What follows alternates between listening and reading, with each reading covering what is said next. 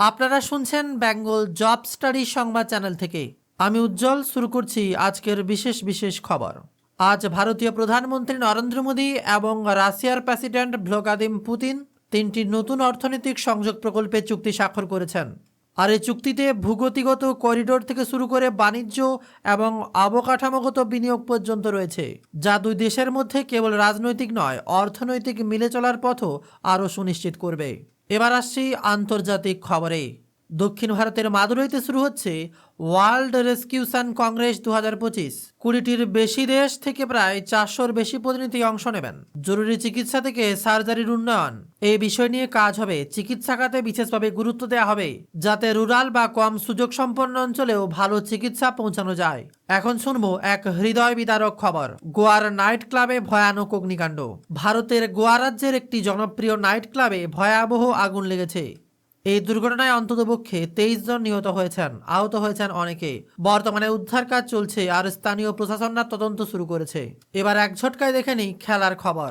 ভারতীয় ক্রিকেটে অভিজ্ঞতার পুনর্জাগরণ। ইদানিং বিরাট কোহলি এবং রোহিত শর্মার মতো অভিজ্ঞ ক্রিকেটাররা দেখিয়েছেন বয়স মানেই পারফরম্যান্স শেষ নয়। তারা আবারও ফর্ম ধরেছেন। অদ্ভুত ইনিংস, ধারালো ব্যাটিং, যা নতুন প্রজন্মের জন্য অনুপ্রেরণা।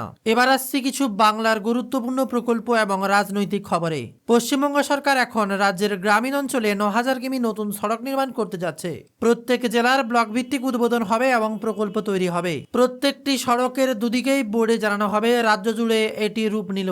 গ্রামাঞ্চলে যোগাযোগ এবং জনসেবার উন্নয়নের ব্যবস্থা করা হচ্ছে গ্রামীণ সড়ক প্রকল্পে। আর এই প্রকল্পের নাম রয়েছে পথশ্রী প্রকল্প। ভোট আসার আগেই যেন একের পর এক প্রকল্পের হাতছানি।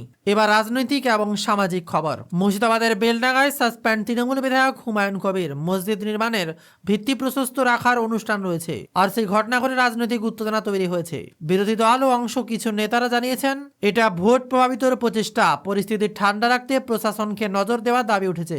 95% গন্তব্যে ফের পরিষেবা শুরু। কেন্দ্রের কড়া বার্তার পর তৎপর ইন্ডিগো। অবশেষে ইন্ডিগোর পরিষেবার উন্নতি। 95% গন্তব্যে ফের পরিষেবা শুরু। শনিবারও সংস্থার প্রায় 850টি উড়ান বাতিল। অপরদিকে আবারও বিধ্বংসী অগ্নিসংযোগের খবর। লক্ষ লক্ষ টাকার ধান পুড়ে ছাই। দুর্ঘটনা নাকি প্রতিশোধ, মেমোরিতে ছড়ালো আতঙ্ক। মেমারির মহেশডাঙ্গায় ধানের পালুইতে আগুন। দমকলের তৎপরতায় বড় বিপদ এড়ানো এলাকা। আসছি বাংলার কিছু রাজনৈতিক খবরে। ভোটের আগেই ধর্মযুদ্ধ ফুটেছে বঙ্গ রাজনীতি। ব্রিগেডে দেখা গেল রাজ্যপালকেও। আসছি বিশেষ বিশেষ খবরে। 5 লক্ষ কণ্ঠে গীতা পাঠের অনুষ্ঠানে দেখা গেল রাজ্যপাল শিবি আনন্দ বোসকে। গীতা থেকে মহাভারতের কথা শোনা গেল তার মুখে। ভ্রষ্টাচারের বিরুদ্ধে সুর চড়ালেন তিনি। ফের মনে করে করালেন শ্রীকৃষ্ণ অর্জুনের সমীকরণের কথা।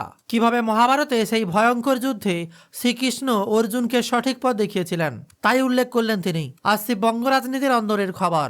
একদিকে গীতা পাঠ আর তার মাঝে সুকান্ত মজুমদারের ফের নিশানা। তোপের পর তোপ ডাকতে দেখা গেল সুকান্ত মজুমদারকে। ফের টেনে আনলেন বাবরি মসজিদের প্রসঙ্গ। অন্যদিকে গীতা পাঠ সম্পর্কে বললেন নির্বাচনের সঙ্গে গীতা পাঠের সরাসরি কোনো সম্পর্ক নেই। গীতা পাঠ হিন্দুদের অবস্থান। রাজনীতি রাজনীতির মতো থাকবে, গীতা তো শাশ্বত।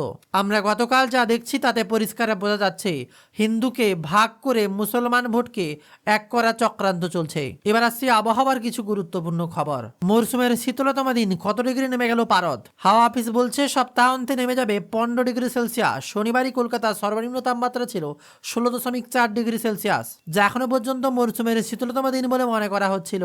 রবিবার সে রেকর্ড ভেঙে গেল। সর্বনিম্ন তাপমাত্রা পৌঁছল 15.2 ডিগ্রি সেলসিয়াস, যা স্বাভাবিকের থেকে 1.4 ডিগ্রি সেলসিয়াস কম। অন্যদিকে আগামী 24 ঘন্টায় সর্বোচ্চ তাপমাত্রা উঠে যেতে পারে 25.3 ডিগ্রি সেলসিয়াস, যা স্বাভাবিকের থেকে 2.8 ডিগ্রি সেলসিয়াস কম।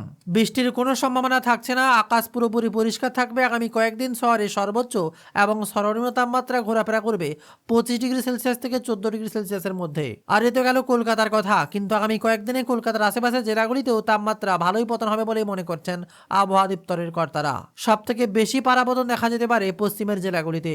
হাওয়া অফিস মনে করছে পশ্চিমের কিছু কিছু জেলায় তাপমাত্রা প্রায় 11 থেকে 12 ডিগ্রি সেলসিয়াসে নেমে যেতে পারে। ফলে হাড় কাঁপানো ঠান্ডা পড়ছে বলাই যায়। এই ছিল আজকের প্রধান প্রধান খবর। আরও খবর জানতে আমাদের চ্যানেলের সাথে যুক্ত থাকুন। আরও কিছু গুরুত্বপূর্ণ তথ্য থাকবে পরের খবরে।